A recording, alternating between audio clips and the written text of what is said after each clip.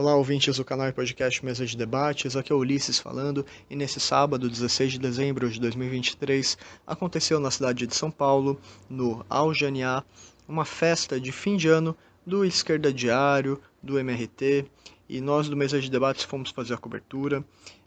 Embora a gente não tenha focado diretamente na festa, que teve, quem quiser acompanhar nas redes do Esquerda Diário vai ver, teve a participação aí do Walter Júnior e do grupo dele tocando pagode, fazendo uma roda de samba aí. Teve também uma área para crianças, teve culinária tradicional palestina e também contou aí até com saudação do Plínio Sampaio Júnior. Foi uma atividade bem interessante para descontração, né, no fim do ano, embora tivesse seu caráter político. E nós do Mesa de Debates fomos lá então para pegar entrevistas, especialmente sobre balanços do MRT e de suas organizações, das atividades que eles exerceram ao longo do ano. Então tem aí umas considerações políticas interessantes que podem ajudar a esquerda a avançar em suas lutas, em seus debates. E fiquem agora então com as entrevistas que nós do Mesa de Debates pegamos nessa cobertura desse sábado. Eu estou aqui com o Noah, do MRT, da Faísca, e eu queria saber pela Faísca, vocês têm algum balanço aí sobre a atuação de vocês, seja no movimento estudantil, na juventude no geral esse ano? Vocês acham que tem alguma experiência para compartilhar com os ouvintes que pode ajudar a avançar a luta, seja a luta com o MRT ou com outras organizações? Bom, a gente está aqui no restaurante Aljaniá, com uma festa de fim de ano que o Esquerda Diário, a Faísca, o MRT está construindo, para poder justamente ser um momento de confraternização de vários setores que a gente já estava atuando em luta, né? Então, tem o pessoal aqui que é do metrô, também de professores. Na USP a gente passou por uma importante greve. Eu acho que esse foi um marco importante do movimento estudantil, que a Faísca atuou na USP, especialmente aqui em São Paulo, né? Mas desde o começo do ano a gente veio fazendo atividades como, por exemplo, grupo de estudos sobre marxismo e tudo mais na USP, para gerar esse debate também, porque de certa forma tem um momento também de passividade que a gente vê, que é bastante feito também pelo governo de frente ampla. Teve o CONUNE, que a gente buscou intervir também, buscando construir uma posição independente do governo, né, para que a UNE seja independente do governo para se enfrentar com os ataques à educação, à juventude, à classe trabalhadora. E nesse final agora teve a greve na USP. Então acho que esses foram marcos importantes, assim, o debate que a gente veio fazendo sobre o marxismo, a própria intervenção no CONUNE, que é o Congresso da UNE, que reuniu o movimento estudantil nacionalmente, e a greve na USP também, que é importante para se enfrentar com o projeto de precarização da reitoria da USP, mas também do projeto que a burguesia no geral quer para a educação. Então, acho que é isso. E esse momento agora do Aljaniá é meio para fechar o ano e a gente seguir fortalecido ano que vem também. Beleza, valeu. Eu tô aqui com o Victor, do MRT, do Nossa Classe Educação, e eu queria perguntar com relação à nossa classe, não só a Nossa Classe Educação, né, que é a corrente sindical de vocês. Como que vocês estão vendo a atuação de vocês esse ano? Que balanço vocês acham importante colocar para a sociedade sobre os eventos desse ano? Como vocês interviram na luta de classes? Coisas importantes aí para avançar a luta das esquerdas. Então, a gente do Nossa Classe é um grupo de trabalhadores, né, que está construindo as mobilizações a partir de um conteúdo político da necessidade de enfrentar os ataques à população, à classe trabalhadora, os setores oprimidos, dos governos e dos patrões, com independência do governo Lula-Alckmin, que tem mantido os ataques principais que Bolsonaro e Temer passaram e feito alianças e a frente ampla, como a gente vê com Alckmin. Então a gente busca essa ideia e o caminho para conseguir conquistar, enfrentar os ataques é a partir da auto-organização, confiando e apostando na força da base dos trabalhadores, debatendo a questão de enfrentar o machismo, a opressão racial, todo o racismo, enfrentar também agora internacionalmente o que a gente vê acontecendo com o massacre contra o povo palestino e tudo o que acontece de miséria no mundo do capitalismo. Então a gente busca construir esse grupo com companheiros independentes também, que fazem parte da nossa classe, e militantes do movimento revolucionário de trabalhadores. Então a gente tem atuado esse ano buscando, aqui em São Paulo, a gente, com mais força, construir uma força em metroviários e trabalhadores da USP e também em professores estaduais e municipais, onde a gente conseguiu colocar mais força para, a partir dali, enfrentar os ataques do governo, que tem vindo muito forte com o Tarcísio, né, todo o projeto e plano de privatização. Agora ele passou esse ataque contra a Sabesp, e desde antes, né, dele conseguir implementar, desde antes a gente está buscando se preparar, construir forças dentro dos sindicatos, combatendo o que é a burocracia sindical que atravanca, que freia a nossa luta, que está dirigindo os maiores sindicatos, como a PUESP, como o Sindicato dos Municipais aqui em Campinas, aqui em São Paulo, em Campinas também, que é do PT e do PCdoB, né? E o PSB também. Então são burocracias que impedem que os trabalhadores possam se mobilizar e expressar todo o seu ódio, todo o seu descontentamento que vivem, né, com muita miséria que a gente está vendo e toda a agressividade que a extrema-direita tem vindo para arrebentar a gente aqui no estado de São Paulo, mas não só, né? Então a gente buscou batalhar nas eleições sindicais, batalhar nos congressos, congresso que aconteceu da PUESP, congresso da CSP com Lutas, que é uma central sindical que a gente constrói, e infelizmente a única central que mantém a independência do governo e não se vende a essas alianças com a extrema-direita. Então a gente fez parte de alguns congressos durante o ano e, a partir disso, conseguimos conquistar algumas posições, como construindo a oposição unificada combativa em professores estaduais no estado de São Paulo. As companheiras de Santo André conseguiram conquistar ali, junto com outras organizações que se mantêm com independência política, se mantêm separados, né, da burocracia. A gente tem construído isso, conseguido, além de Santo André, uma parcela da oposição em Campinas, em regiões da cidade de São Paulo também. E a gente busca usar toda essa força que a gente conseguiu conquistar, e também no Sindicato de Metroviários conseguimos, junto com outras organizações de esquerda, tirar das mãos da burocracia o sindicato lá, que tem sido importante para ter greves, enfrentamentos, como a gente viu no dia 28, no dia 3, que parou, né, o metrô, justamente para enfrentar o projeto do Tarcísio. Então a gente busca conquistar posições, apostando em ouvir a voz dos trabalhadores, das trabalhadoras, e a partir da auto-organização que a gente consegue ter força real, buscando mostrar todos os exemplos, apoiar todas as lutas também de outras categorias, de trabalhadores da construção civil também, que a gente apoia, terceirizados, que a gente acha muito importante estar junto e não separar, como a burocracia do PT faz, ignorando, né, a terceirização que a gente vê. Então a gente luta pela efetivação de todos os trabalhadores terceirizados que a gente encontra nas escolas, no metrô, para lutar contra essa precarização e conseguir unificar a nossa classe. Então, para a gente, uma coisa muito fundamental é como unir a classe, enfrentando todo tipo de opressão e exploração que a gente se depara, toda a violência, a partir de auto-organização pela base, espaço democrático de assembleia, e enfrentando e não confiando nas alianças que o governo faz, iludindo muitas pessoas que confiaram que o PT iria mudar os ataques que o Bolsonaro fez, mas está mantendo, fazendo remendos, como a gente vê no novo ensino médio, que a gente não pode aceitar, né? Então a gente precisa enfrentar de frente essa extrema-direita, sem as alianças que a gente vê, porque só esse caminho que a gente enfrenta os inimigos. Então, mais ou menos essas ideias que a gente conseguiu carregar, e a gente precisa construir muito mais, né? Tipo, diante do que está prometendo aí esse governo. O próprio governo federal também tem colocado maneiras de cortar dinheiro dos serviços públicos, como o arcabouço fiscal, tem entregado dinheiro para privatização de linhas do metrô, enfim.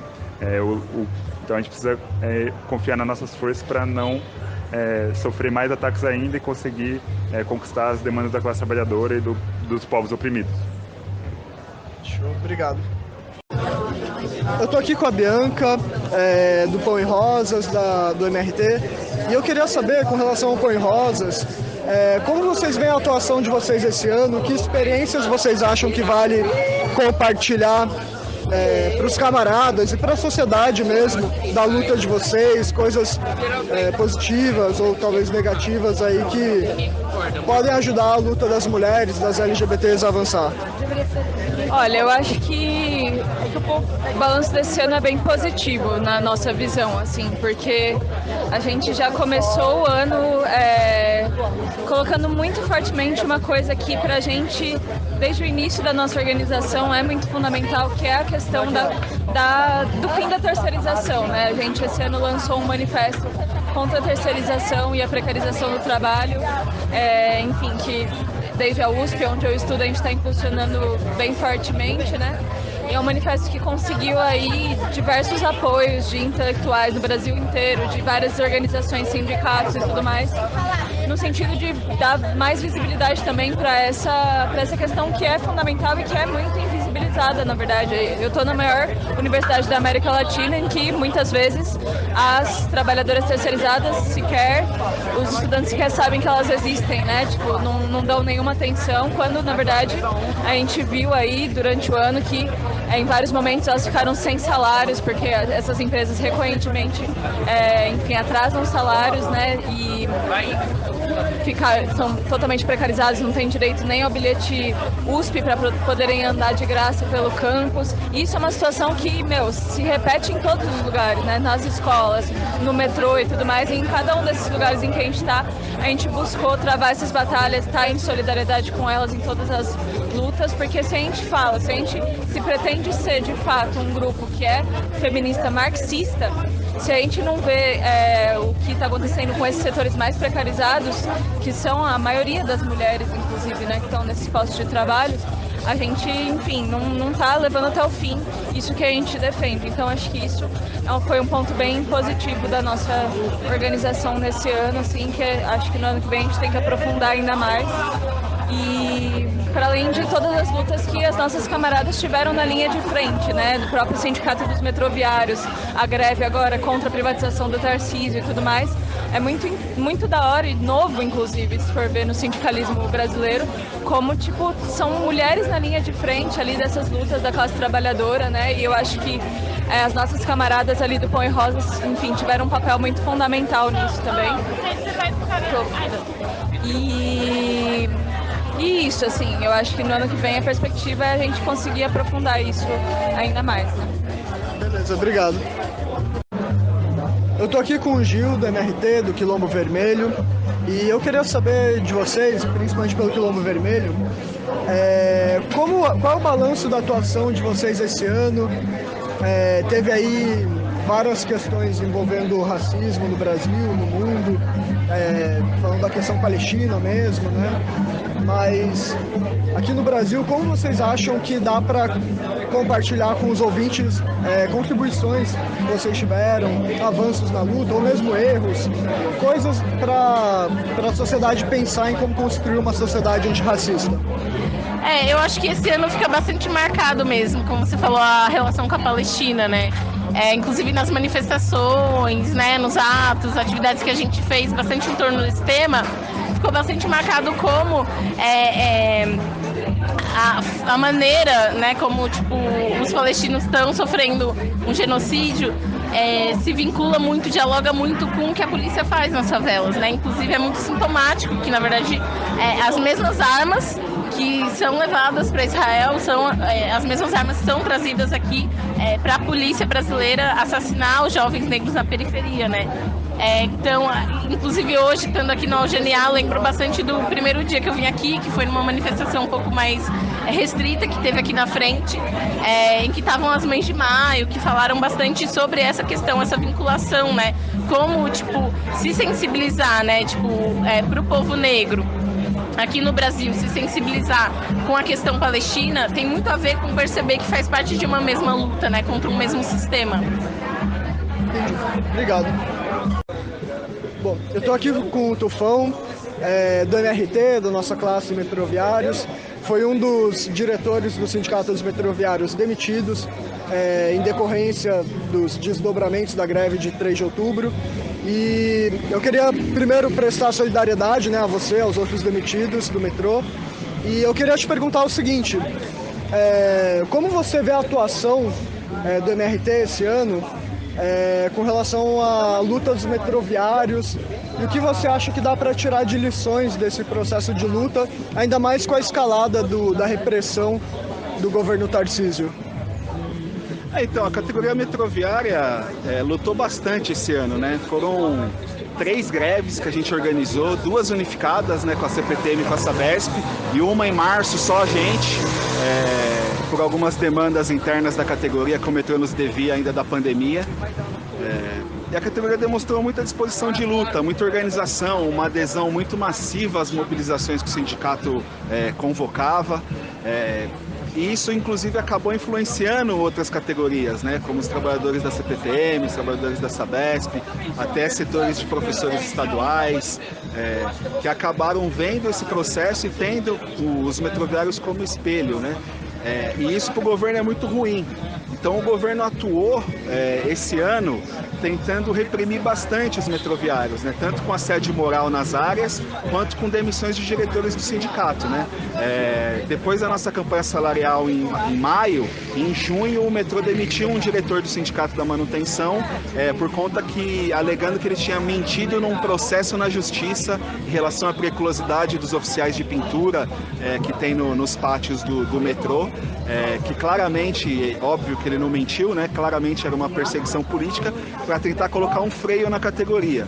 E visto que não conseguiu colocar esse freio, no dia 3, dia 3 de outubro, a gente teve uma greve muito forte junto com a CPTM e com a Sabesp.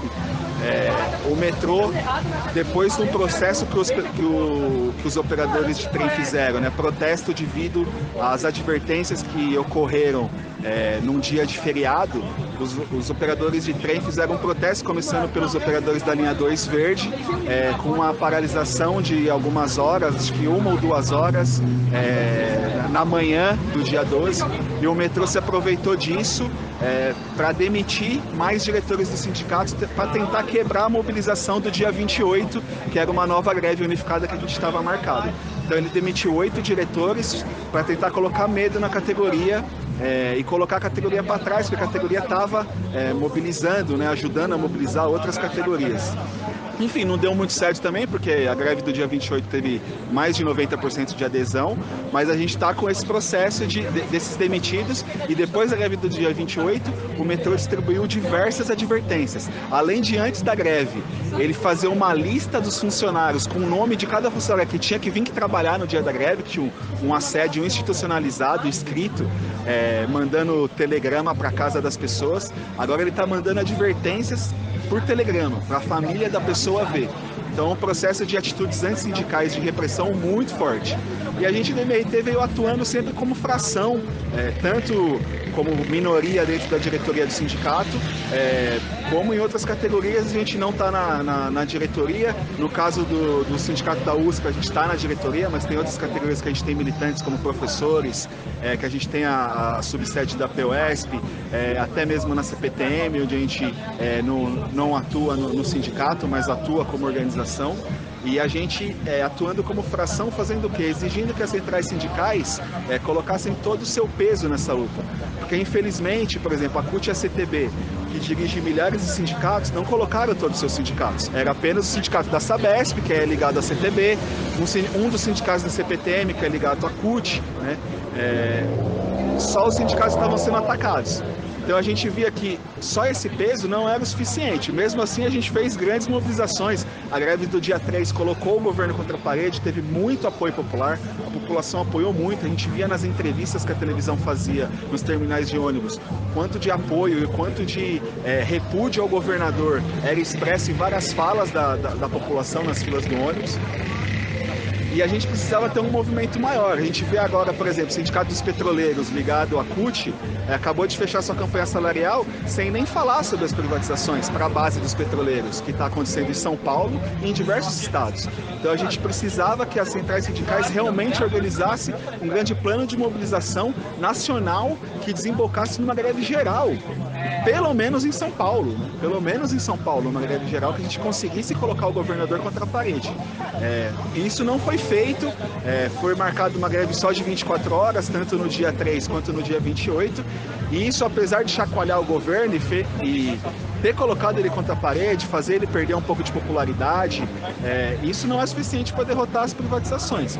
Então é fundamental que as centrais sindicais elas rompam com seu pacto com o governo federal de estabilidade e coloquem uma luta de forma independente, porque os trabalhadores estão sendo atacados. Então a gente não vai organizar mobilização porque apoiamos o governo federal e queremos que o país fique na estabilidade sem grandes mobilizações, ou a gente tem medo que a extrema-direita se acenda caso os trabalhadores entrem em greves mais incisivas, né, contra os processos de ataque. Então a gente vê que a derrota da extrema-direita ela passa justamente por uma mobilização dos trabalhadores, e as centrais sindicais têm que parar de isolar as categorias e unificar. Então a atuação do MRT como centro, esse ano no movimento operário, aonde está sendo mais atacado aqui em São Paulo, é que a gente exija, mobilize nas nossas bases, organize as greves onde a gente está e a gente fale para as centrais sindicais, para que elas rompam e lutam de forma independente do governo para que a gente lute pelos nossos direitos. Porque sem lutar pelos nossos direitos, a extrema-direita vai continuar avançando. E aonde que a extrema-direita avança? Só ganhando eleição? Não. Ela avança privatizando, ela avança precarizando o trabalho, ela avança aumentando a taxa de lucro dos empresários que financiam ela. Então, eu diria que assim, o principal balanço que o MRT pode fazer é que a nossa luta foi ser uma fração revolucionária dentro do movimento operário, aonde a gente existe no movimento operário, exigindo que as centrais sindicais organizem a mobilização de forma séria e de forma nacional com todos os seus sindicatos. E é isso que eles devem fazer o ano que vem, e é isso que a gente vai continuar exigindo, que o calendário eleitoral não seja o calendário das centrais sindicais. As lutas dos trabalhadores não podem estar subordinadas ao calendário eleitoral. E não que não vamos participar ou vamos falar que a eleição não serve para nada. Vamos disputar a eleição, mas a eleição é em outubro, né? E lá na eleição a gente vai disputar e vai votar e vai fazer campanha e vai disputar contra a extrema-direita, mas agora é importante que se lute de forma independente dos governos. Então não podemos, o ano que vem, subordinar a luta dos trabalhadores ao calendário eleitoral. A gente não vai derrotar a privatização em votações da LESP, a gente vai derrotar privatizações com greve geral. Entendi. Valeu.